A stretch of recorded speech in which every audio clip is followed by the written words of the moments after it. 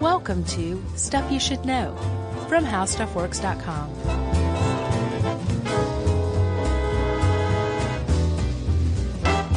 Hey, and welcome to the podcast. I'm Josh Clark, Charles W. Chuck Bryant, with Jerry.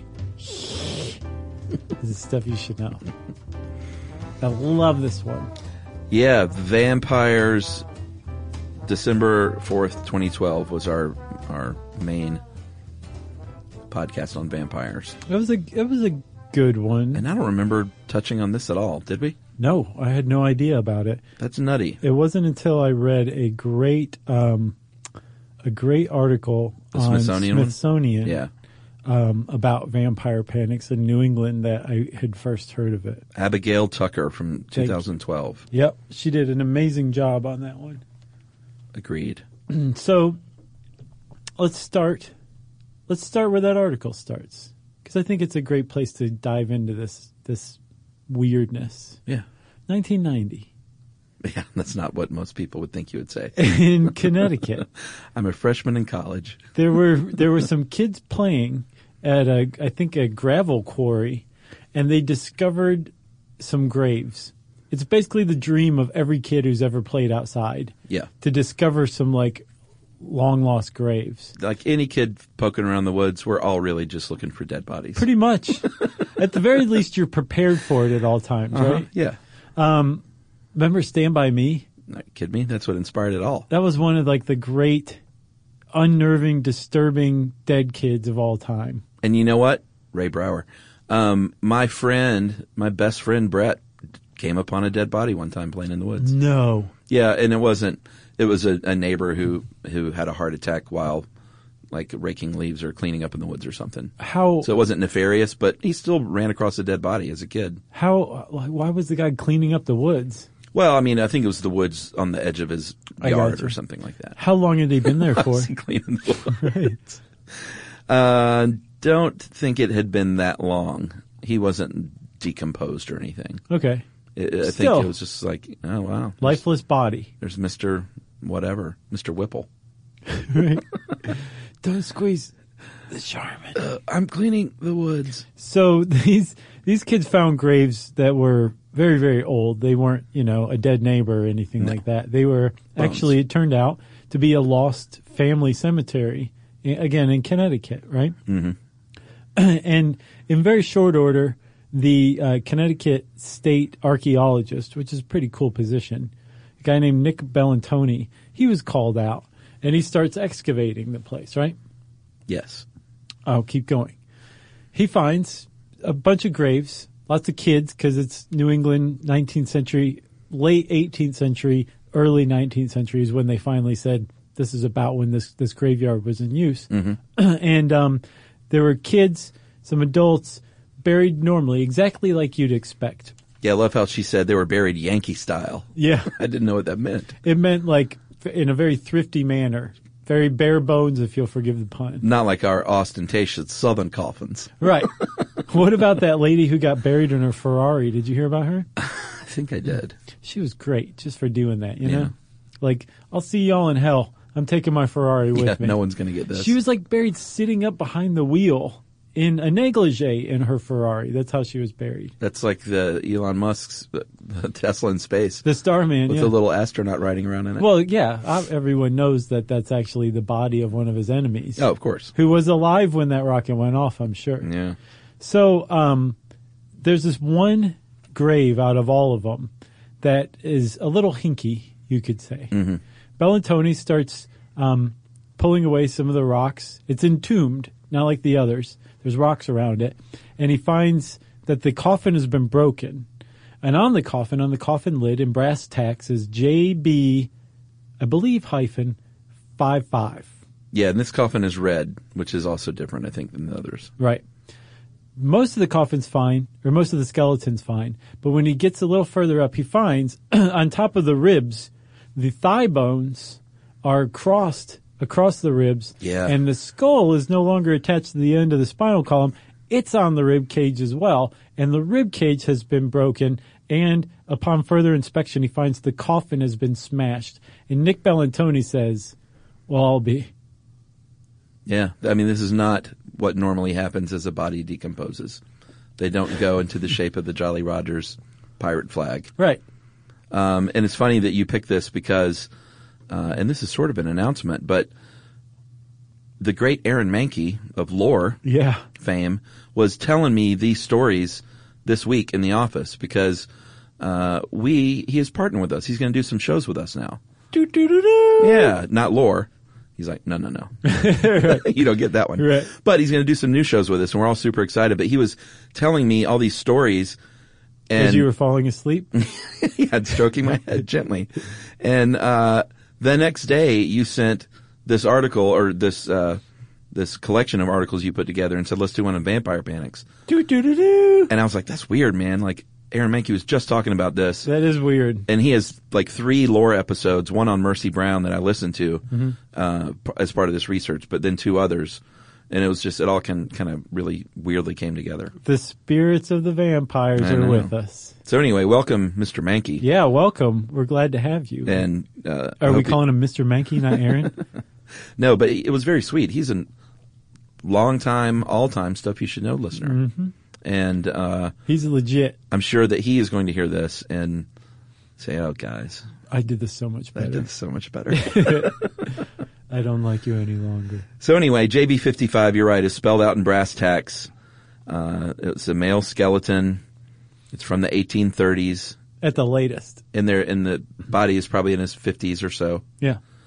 And it's just very, very creepy. And perplexing. Yeah, very perplexing. Yeah, at first blush. Bellantoni said in that Smithsonian article he'd never seen anything like it before. Right. Right? So he obviously being an archaeologist, he's not like, well, that's pretty interesting. I'm going back to my sandwich now. He wanted to get to the bottom of it. That's right. So he started asking around, and finally one colleague said, well, maybe it was a vampire. This is Michael Bell? Not yet. Oh, okay. It was apparently a colleague, I guess a fellow archaeologist, who's like, there was actually such things as vampire panics. And then Bellantoni met Michael Bell. Right. And notably, in 1854, this is about 20 years after the gentleman J.B. 55, which is probably his age, right? Or I guess. Maybe? Yeah. Jim Brown, 55 years old. Yeah. Let's just call him that. In Jewett City, Connecticut, there was a vampire panic that had broken out, and corpses were exhumed that people might thought were vampires. And then I think is when he finally gets in touch with this Rhode Island folklorist named Michael Bell. Yeah, and Bell is like, my friend, I'm going to tell you something. Are you sitting down? And Bellantoni says, yes. And Bell goes, have you had your sandwich? He goes, Bell goes, you are sitting on the only intact physical evidence of what was a series of vampire panics that gripped New England in the late 18th to actually late 19th century, almost up to the 20th century. Yeah, that's the remarkable thing here. Because if you hear this and you're like, yeah, I know about Salem. Sure. This was a couple of hundred years later. Yeah, roughly. This is about less than 150 years ago. Yeah, like we had evolved way past that by this point. Right. To believe that vampires existed and we need to dig up bodies of our relatives. Yeah. That's what's so shocking about this. Like the Enlightenment had come and gone. Science was a thing. It's very weird to think about how late this happened. It is. But sure enough, as Bellantoni looked into it and talked to Michael Bell and found out, no, there was vampire panics. A lot of people don't know about them because most people don't dig into that kind of thing. But they're actually, because they happened as late as they did, they're actually fairly well documented. The thing is most of the graves are lost.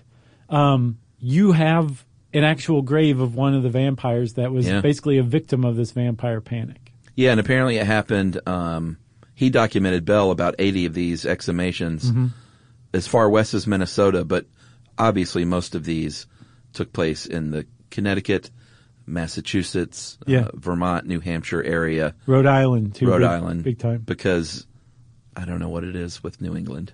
Well, we'll get to it. We'll get to it. They're weird. Because it definitely is a very weird thing, especially considering that, like, at the time, people who were alive were like, what are you guys doing? Yeah. how backwards can you be? You know? Yeah. So their contemporaries were even like put off by this kind of thing. And at first it was like you had to know somebody to know that this was going on. Yeah. But eventually a couple of them became high enough profile that it became international news, that there was some weirdness going on in New England, that the locals were in the grips of a vampire panic. Yeah, Thoreau wrote about it in his journal. That's Henry David. Yeah, by the way. He wrote. He was at an exhumation, and he wrote. It was like, wow, man. And as you said, Rhode Island, like this wasn't just like out in the sticks, a rural New England. This happened close to Newport, Rhode Island, which at the time and is still a very Tony area. Have you ever been?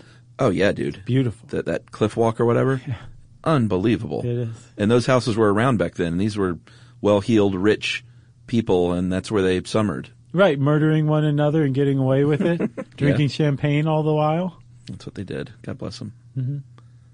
That is a beautiful town. Yeah. Newport, Rhode Island is a gorgeous town. Yeah, I was very taken with it. Yeah. And thought I could totally live here if I had about 50 times as much money as I have right now. And it was 1900. Yep. So, as I said, like it is very well documented in some respects, but you have to be a guy like Michael Bell who knows where to look because graves like this don't pop up every day, right? Correct. There was this dude who documented it probably better than anybody, and he didn't hear about it until I think the late 1890s, but he was an anthropologist named George Stetson. He published like a monotype on it, on the New England vampire panics and exactly what the beliefs were. So he established like the baseline for these beliefs and really documented it in the late 19th century. Yeah, and kind of shook up the world with his findings. Yeah, so again, everybody at the time who wasn't involved is looking in like, what are you guys doing? Apparently the Boston Daily Globe said that was basically inbreeding was responsible for this weird behavior. Like people from the South were going, what in tarnation are you guys doing up there? Right. There was the idea that that Stetson, George Stetson, the anthropologist, had basically been fooled, been fleeced by, the slick New England rural folk. And that they were just pulling his leg, as it was put. Interesting. That's not the case. This actually did happen. And it turns out that it is basically an extension of a tradition that finds its roots back in Europe. It goes back many, many centuries to Europe. And here is where it gets extremely interesting to me. The vampire legend that we understand today actually grew out of real superstitions. Like everything you know about vampires is what some people hundreds of years ago, and not that very long ago, believed was actual reality. Yeah. And this vampire panic was an actual manifestation of those beliefs in real life. That's right. Should we take a break? Oh, man. The spirit of the vampires are with us. All right, we'll be back right after this.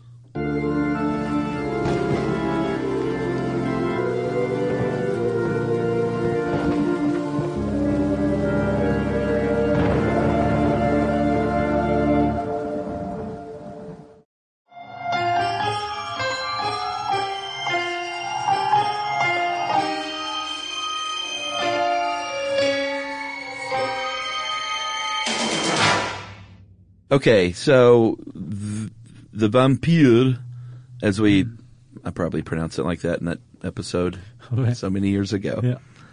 I have a one-note sense of humor. It's reliable. That's a nice way to say it.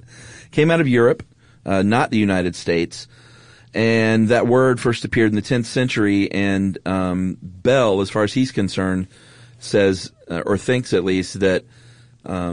Well, we all know that it came out of like Germany and the Slavic immigrants coming here.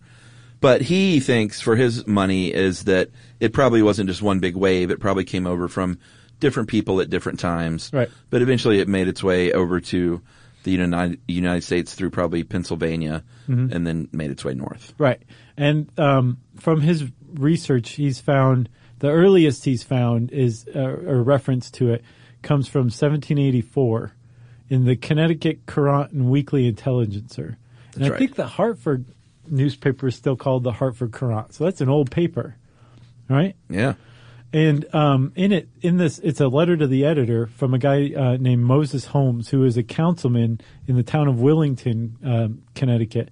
And he's basically warning people not to listen to what he calls, quote, a certain quack doctor, a foreigner. Mm-hmm. And basically this doctor was saying there's vampires afoot, and you need to exhume your family and kill them because they're vampires now. And Moses Holmes was saying, don't do that. This is wrong and weird. Well, yeah, and that's the legend that came over from Europe. The Slavic people had the Upir, and the Romanians had the Strigoi. Uh-huh. And the Upir and the Strigoi would die, be buried, and would come back to drink the blood of their relatives. Right. And that was the legend. And what it really was, well, maybe we should hold on to that little tidbit. Yeah, I'm sorry. I meant to cross that out on yours. Okay. I was like, this came in too early. Yeah. All right. So we'll tease that out for later. So you ask yourself, like, I think of Yankees as like pretty solid people, salt of the earth, especially 19th century Yankees. Mm-hmm. Salt of the earth people, really stable. Like, it would take quite a bit to drive one of them just totally crazy, right? They had to put up with these winters, nor'easters. Sou'easters? Sure. All that stuff, right? And, how would this happen outside of, say, puritanical New England in the 19th century? And it turns out, I didn't realize this, but Abigail Tucker points out that the Yankees that we think of are not the Yankees, and I'm not talking baseball here, are not the Yankees who were in actuality. So I sat up very late last night trying to figure out the most convoluted way to say that sentence, and I think it paid off. Yeah, I thought this was super interesting because when I think of New England, I think of very religious, puritanical. Right. Christian. They don't do this kind of thing. No. You think of... and actually, you know what's funny is because Mankey was here, I had him on Movie Crush. Mm-hmm. Guess what his movie was? Hold on. So I said Christian, which makes me think of the song Sister Christian by Night Ranger, which factored in big time into Boogie Nights. No. His favorite movie is The Village, which makes that's a good one. Total sense. I watched that again within the last couple months, and I'm like, this movie's even better now. Yeah, I liked it more when I saw it again, for sure. Which is weird because you know the twist at the end. I know. Because it's an M. Night Shyamalan movie. Yeah, and I think it bugged me at the time because I told him this in the show, but I think at the time I was sort of like over M. Night and the twists. Mm-hmm. I was like, come on, dude, another twist. And now I'm looking out for it. And right, I think so it better be really good. Yeah, but I think years later I watched it again. I was like, you know what, I think I kind of dig this movie now. I did too. So anyway, very fitting. But I think of those people, like these Puritans living off, removed from society, very strict religious peoples. But apparently that was not the deal in the 1800s in rural New England. Only 10% belonged to a church. Yeah. Shocking to me. And especially, it says here in this article, Rhode Island, and I love this. I had no idea. It was founded as a haven for religious dissenters. Sure. So I think they just wanted to go and party by the seaside. They were like, let's party and engage in hex magic. My gosh. They were, another way to put it is that the New Englanders in the 19th century were a superstitious bunch. Right, exactly. Because if you were hardcore Christian, superstition didn't play a part. You wouldn't what are some of the things they did? They would bury shoes by the fireplace to catch the devil. Yeah. From coming down the chimney. Or like a horseshoe over your door. Yeah. That kind of stuff. Like basically anything you think of as like luck or weird kind of Pennsylvania witchcraft, that kind of stuff. Mm-hmm. This is like, that's what it was. It was like country witchcraft. Yeah. That's what they believed in. Because even if you weren't Christian, you still believed in things like good and evil and spirits and demons and stuff like that. You just had to have a different way of dealing with them. Yeah. Since you weren't Christian and the way of dealing with them wasn't like praying to God or whatever. Right. You had to hang up a horseshoe or bury a shoe to keep the devil from coming down your chimney. Yeah. Because you were as backwards as it gets. When are we going to reveal the reveal? When are we going to do we're working toward it. our M. Night twist? We're working toward it. Still not yet? Not yet. All right, well, then you got to go because I got nothing else. Oh, okay. Are you ready for it now? Well, no, if you've got more, if you can I don't. I just lost longer. track of where we were. Lost track of where we were. All right, well, here's the reveal because being superstitious doesn't explain the vampire panic. No. Alone. Right. What else does? I'll let you drop the hammer. So they are not entirely certain, but the general consensus among people who study this kind of thing is that this was a reaction to infectious disease outbreaks, specifically tuberculosis. Boom. Boom. That's why superstitious New Englanders were running around in the 19th century digging up family members and driving stakes through their hearts or beheading them in their graves. I love stuff like this. I do too. When you can look back years later, I wonder what they're going to, in 100 years, about the satanic panic. Oh, yeah. It wasn't some disease, obviously. This is a much better reveal. It was a panic, though. Yeah. You know? It's interesting that two of our favorite episodes probably are going to end up being Satanic Panic and Vampire Panic. Sure. This one's going pretty well so far. All right, so let's talk about TB for a minute. This is obviously pre-antibiotics. There is still tuberculosis, but it's super curable now. Right. If you're, lucky enough to live where you can get antibiotics. But it is caused by bacterium, two of which can infect humans, M. tuberculosis and M. bovis. Right. And you've heard the word consumption in movies like The Village from that time period. They're dying of consumption. Consumption was almost always tuberculosis. Right. That's just what they called it back then. Right. That was the name for it. Yeah. The reason they called it consumption, and actually that term to describe tuberculosis actually predates the more common usage of consumption today. Oh, which really? is like ingesting or eating something. Yeah, it dates back to like the 1300s, I think. So the original meaning was that your body was consuming itself? That it was like the word for tuberculosis back then. Yeah. And the reason they call it that is because it looked like your life force was being sapped away from you. The way that the disease progressed. It included coughing fits where they said like you couldn't even stop to talk. You'd be coughing so hard. Coughing up blood? That's not good. No. You would lose a lot of weight, so it looked like you were wasting away too. But at the same time, you were voraciously hungry. You wanted to eat. It wasn't that kind of illness where you just can't even eat. You were hungry like all the time, but you were still wasting away. So there's this duality between hunger, rampant hunger, and the loss of a life force. And it's possible that all vampire tales and legends and the origin of it is found in tuberculosis. Yeah. Because that's what you think of with vampirism. The whole idea at this time was if you had tuberculosis and you were the, say, second, third, fourth member of your family to come down with this, with consumption, it meant that one of the previous family members who had died of this disease was still alive in some way. Their soul was. In a supernatural way, and was coming at night and sucking the life from you to sustain themselves. Yeah. If this was the case, then there was only one thing to do if you were in New England at the time. You had to dig up that family member and take care of business. Yeah. It's funny, Emily and I always laugh at the movie trope of the cough. Like, it has almost 100% return rate. If a character coughs in a movie, then they're going to die. Because you just don't leave coughs in movies. Yeah. That's a sure sign. Right. Or especially if they like cough into a hanky. Sure. There's always blood in it. Like, remember Hodgman's Doc Holliday? Yeah. I'll be your Huckleberry, coughing up blood and lung tissue. Well, we just started watching The Crown last night. You know that show on Netflix? Do you watch it? No. I'm familiar, though. Yeah, we saw just the first episode last night of season 1. And of course, there's Jared Harris as Queen Elizabeth's father, the king. I can't remember what his name was. King so-and-so. The King of England. And he's got TB. Of course, he starts coughing in the very first scene. Yeah. Into the hanky. And you're like, oh, well, He's probably just going to be in the pilot. He's a goner. That's how she became queen. If we're shouting out things we've seen recently, I want to give a shout out to Wonder. What's that?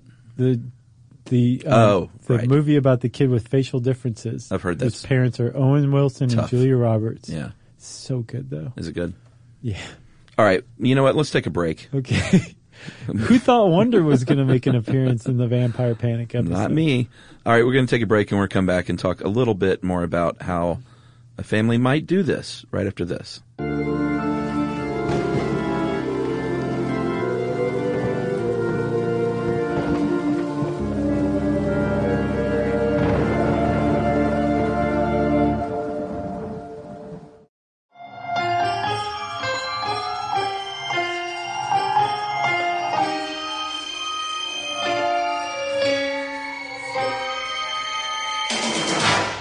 All right, so Dad is gone from TB or consumption. Yeah, we should... Brother has. Sister has. Yeah, maybe one's on their deathbed, the other one's about to die. Maybe. And we should talk a little bit about consumption a little more. At the time, there were people out there in the world in the late 19th century who understood that consumption was tuberculosis, was an infectious disease caused by these germs. Yeah. The people engaged in these vampire panics did not generally think that. They didn't realize that this was a contagious disease. They thought that a relative was sapping your life force, right? The thing is that tuberculosis is a very contagious disease spread by coughing, sneezing, which you do a lot of when you have tuberculosis. And if you're living in like a 1-2 room house in rural New England and you're a family of 6, you can say that a high percentage of your family members are going to eventually contract this disease. Yeah, wasn't it? I mean, what was the number? It was killing like 25% of people over a certain period. That's a really big point here. The vampire panic started in the late 18th century. Tuberculosis really started to gain a foothold in New England in about the 1730s.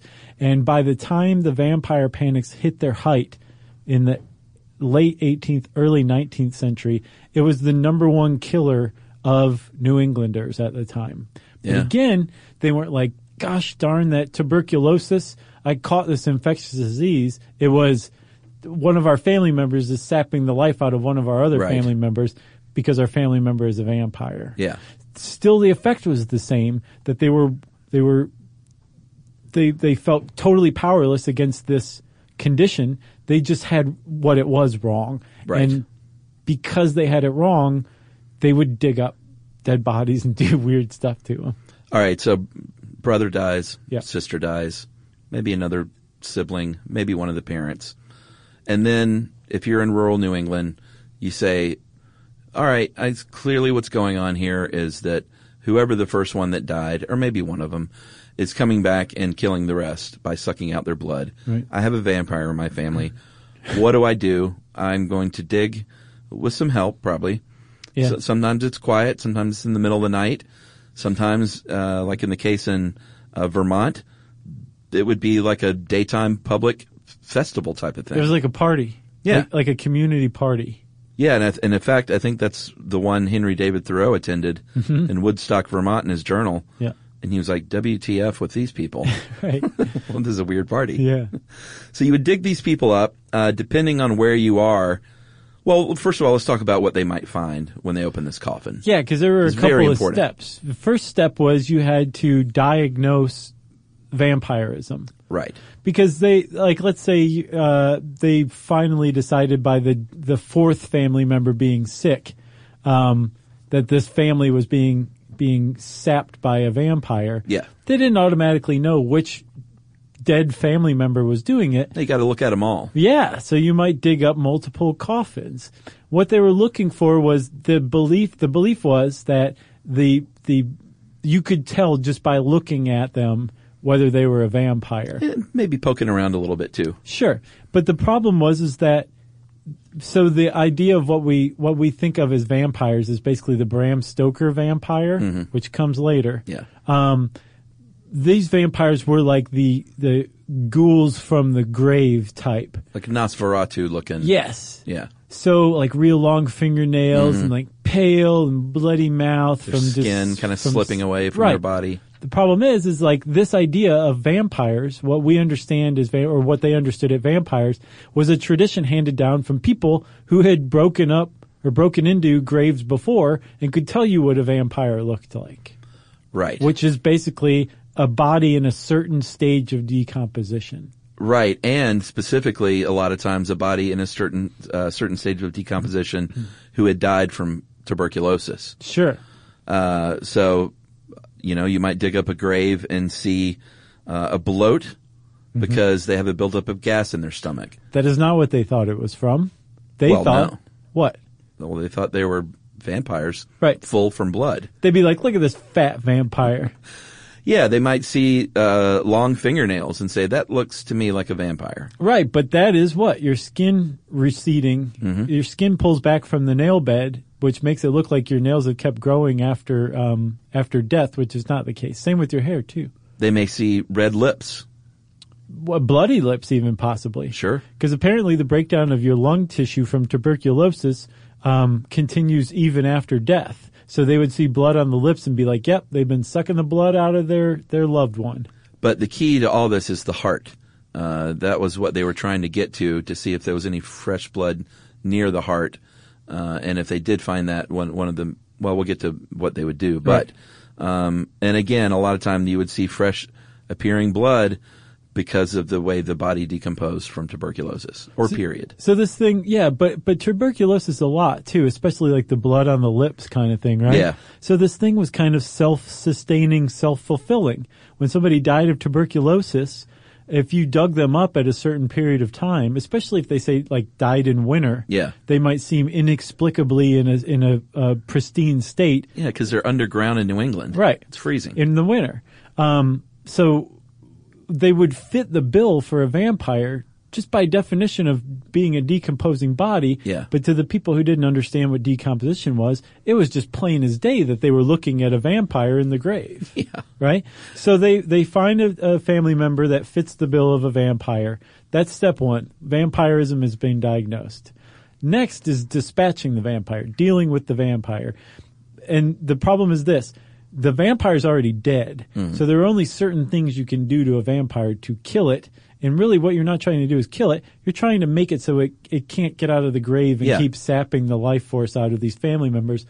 Hence, hopefully saving the dying family member. Right. And it was technically called apotropaic remedy. That's a clinical name for it. Basically, it's something that you're doing to counteract this evil. Right. So it depends on where you were, what you might do. Everyone had their own methods. In Maine and Plymouth, Massachusetts, I love this one. All they did was flip it over so it was face down. And they're like, everyone knows a vampire just very creepily rises from the waist out of their coffin. Yeah.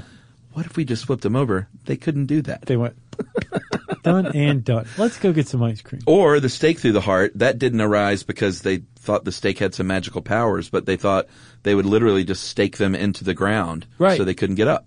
That's another thing too. So, the stake through the heart with the vampire. You think that that's trying to kill the vampire. That is not what they were trying to do. No. But the larger thought here is that our understanding of staking a vampire through the heart comes from people who actually did this because they were trying to battle tuberculosis. Right. That's so amazing to me. It's a confluence of all these weird things. Yes. Really that led to this. And all of it has been refined into this neat, tidy vampire legend. This is the compartment it fits in. Vampire legend to those of us alive today. But it's got this amazing history and backstory, some of which happened in real life. This reminds me of the real life zombies too. Yeah, yes. Kind of similar. Exactly. Good point. It's like this weird religious hysteria combined with what they didn't understand at the time was kind of medicine and science. Yeah. This weird pre-science era is so fascinating to me. Yeah. Or not pre-science, but I guess it was pre-real science, rudimentary science. So in Connecticut, Rhode Island, Vermont, in that region, the go-to was to burn the heart, take the ash from the heart and ingest it, to give it to someone who may be sick in the family or may even be healthy, trying to ward off sickness. And they would actually eat that. So that was one way of dealing with it. Yeah, there's a quote here from Woodstock, Vermont, one Daniel Ransom in his journal. It was said that if the heart of one of the family who died of consumption was taken out and burned, others would be free from it. And father, having some faith in the remedy, had the heart of Frederick taken out after he had been buried, and it was burned in Captain Pearson's blacksmith forge. Here's the thing, though. It did not ever save anyone from tuberculosis. No, that's the thing. And I was Shock. like, what was the superstition? How did the superstition explain a failure to cure? I don't know. Were they just like, we waited too long? I bet you they did that. That had to be. They would just have some explanation that we didn't do it right. Maybe they would try another method, not burning the heart, like the JB-55. They think that the reason they did that weird Jolly Roger thing was because it was so decomposed there were just bones, so I guess they just improvised. Right. Like, yeah, why don't we just do this? Well, that apparently finds its root in Europe. In some places in Europe, that was the way to deal with a vampire, was to cut its head off. Other places, they would stick a brick in the vampire's mouth. Some places they would bind them with thorns in Europe. And that's another thing that kind of fascinates me about this whole thing, Chuck, is that at some point, somewhere, maybe in Europe, maybe in Asia, maybe in Africa, somebody came up with this idea of vampires, of relatives coming back from the grave and sucking the life out of their friends, family members, villagers. And that person had this idea that spread, and it made it centuries later to New England, where it led to the desecration of the graves. Of family members. Right. Including one that was discovered another couple centuries later by some kids playing in a gravel pit. That's led to us talking about this today. If that doesn't make history interesting, I don't know what does. Yeah, some kids running around listening to the Pixies. Finds a mountain of skulls. This new band, the Pixies, are top notch. It's great. Should we finish with the story of Mercy Brown? We should. All right, so Mercy Brown lived in Exeter, Rhode Island. This was a farming land. And by all accounts, by the time she was around, the town had definitely seen its better days. Right. Thanks to the Civil War, kind of decimating the town. Yeah. By exactly 10%. That's a good factoid. The town is actually kind of a metaphor for vampirism itself. Like, it had lost its own life force in a lot of ways. Oh. It dropped by like 2/3 in the 70 years before Mercy Brown died. The population did. Yeah. It was not a good scene for the people who were left behind. Plus, they had tuberculosis running around town. Right, and certainly through her house. Her mother died. Her sister, Mary Eliza, died. Oh, no, that was her mom. Sorry, Mary Olive was her sister. It's a great name. Mary Olive? Sure. Agreed. She was 20, and Mary Olive, that is a good name. And I think some of those names are coming back, the classic names. Oh, yeah? Yeah. Little House on the Prairie trend? Well, I know one person who named their daughter Olive recently, and I thought that was a pretty sweet name. Yeah. You should have been like Mary Olive would have been better. I was listening to a My Favorite Murder the other day, and they were laughing at funny names that it's just, you can't imagine a baby being called like Barbara. And they listed out a few other ones. Like, it comes out with like clunky jewelry and a cigarette in her mouth. Exactly. Yeah. Sweet little baby Barbara. So anyway, Mary Olive goes, Mary Eliza goes, the brother, and this is where it gets a little weird, because I saw like 8 different accounts of this, and they all had different timelines of death and sickness, whether or not Mercy died and then Edwin got sick or not. But at any rate, brother Edwin is sick. Right. Mercy eventually dies of TB, and the town says, we got to do something here. Yeah, they went to the dad, George Brown, and said, man, you got a problem on your hands. And if you think about it, so all this took place over like a decade, which you're like, that's a long time. I would think the end of the 19th century, that's a pretty average mortality rate for a family. Apparently not. But they were kids, they were in their early 20s. Well, also, he lost his wife as well. So Yeah. over the course of a decade, this family of 5 went down to basically a family of 1 1/4, depending on whatever you want to count Edwin as he's dying, right? Yeah. So George Brown was like, you're probably right. We should do something. Later on, it was revealed that he didn't believe in this at all, that he basically agreed to this because the neighbors wouldn't leave him alone about it. And the neighbors aren't doing this just out of complete selflessness. There was this idea that once this vampire finished with the family, they would move on to another family. So if you lived in a small village, you had a real problem with this vampire being allowed to go on, and you would bother your neighbor to dig up their family member until they relented. And that's what happened with George Brown. Yeah, I mean, the writing was on the wall, certainly with Edwin, as far as the neighbors are concerned. Yeah. Like you said, he's like, fine, do what you got to do. He did say, I want a doctor there, which is amazing that doctors would actually preside over an exhumation. I think the doctor was trying to be the voice of reason throughout this process, even as he's cutting open Mercy's chest and removing her heart and then her abdomen and removing her liver. He's pointing out, as this Abigail Tucker article says, look, this is evidence of tuberculosis. Yeah. They're like, shut up, college boy. Yeah, give me that heart. Yeah, that's what happened. I got a hot fire burning. And that's exactly what happened. Like you said, they burned this heart. They mixed the ashes into a tonic. Edwin drank it, thinking that they would save him. And he lived a couple of months, maybe not even. Wah, wah. Because he had tuberculosis. Yeah. Cutting open the chest of a dead relative and burning their heart and liver does nothing to cure tuberculosis. His sister. Yeah, the sister, which is, it's really sad, but at the same time, it kind of gives you a picture of George Brown. He doesn't believe in like all this vampire superstition. He apparently also is cool with the desecration of a grave. He's not a very sentimental guy. Is the impression that I have of him, you know? Yeah. He's like, yeah, go cut her open. That's fine. Just stop bothering me. Just make sure that my doctor friend Ted is there to point out how stupid all of this is. Yeah, because they sent Edwin away, I think, to try and get well. Yeah. And I don't know if George was there, but he definitely wasn't at the exhumation. No. There was a guy there from Providence newspaper. Here's our other M. Night Shyamalan twist. That's right. He wrote an article that basically told the world about this, and it got picked up. And it got picked up by a number of papers, including the New York World. And in 1896, the New York World reported on the vampire exhumation of Mercy Brown. And a clipping of that article was found in the papers of a certain person. Chuck, who was it? Bram Stoker. That's right. The author of Dracula. Yeah. So scholars have said this all came too soon before Dracula was published. He was probably working on it already, or he was working on it already. It didn't influence it at all. Some people say, no, he definitely did. He was influenced by this vampire panic for sure. Yeah, in Mankey's lore episode on Mercy Brown, because he's just a great storyteller, he ended it just by saying, I think the last words of the show are Bram Stoker. Oh. He didn't say, maybe he did, maybe he didn't. Okay, you ready? Yeah, so yeah. Hold on. Let's try this again. We're going to do this lore style.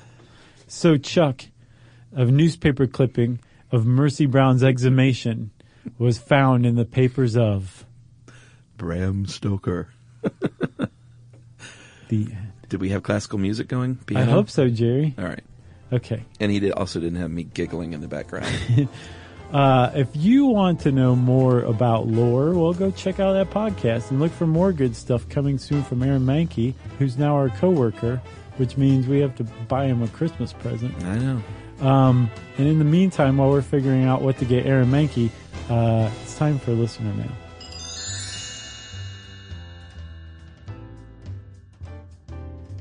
I'm going to go with this one. Venezuelan living in Chile. Okay. Hey guys, new fan of the podcast. Started with the 7 Wonders, so that's super new. And I was hooked since then. And now listen to the new ones and go back in time to 2009 ones. I want to go through all. That sounds like they're sandwiching. Maybe. Yeah. I'm from Venezuela, living in Chile, and I want to suggest one about identity. We as Venezuelans are going through a difficult time as the government is not issuing passports. As an immigrant, it is super hard. Basically, if I want to travel, I can only go to the Mercosur member countries because I could do so with the RUT, R-U-T, which is the Chilean ID card. And I'm a lucky case since I have friends that while asking for Chilean visa, the Venezuelan passport expired, and now they don't have either Chilean or Venezuelan documents. Man. I feel like an orphan if my home country does not want to give me ID documents, and as a resident, Chile can't either, only if I apply to nationalization, and I will have to wait a few years until I can do that. She sounds like Tom Hanks in The Terminal, basically, but in Chile. And I have no one to claim. I just want to put the word out about our situation. The Venezuelan government pretends that everything is okay when it's not. My family is broken across the world, and I'm incapable to go see them, and they can't come to me. It is a painful situation. Keep up with good work, guys. Thanks to you. I have new topics to discuss with my friends. They were particularly interested in how frogs work. Sorry for the broken English. I'm still working on my grammar. I think you did great. Agreed. P.S. I will love to hear a shout-out. Hearts, hearts. That is Emanuela Goya. Shout out, Emanuela. Hang in there. Yeah, that's really sad to hear, and you're doing great with your English. We are very sad to hear about that situation. Yeah. If you want to get in touch with us and let us know about something going on in your country that we weren't aware of, we want to hear about it. You can tweet to us at Josh Clark or at SYSK Podcast. I also have a website called AreYouSeriousClark.com. Chuck is on Facebook at Facebook.com/Charles W. Chuck Bryant. He's also at Facebook.com/Stuff You Should Know. You can send us an email to StuffPodcast@HowStuffWorks.com. And as always, join us at our home on the web, StuffYouShouldKnow.com.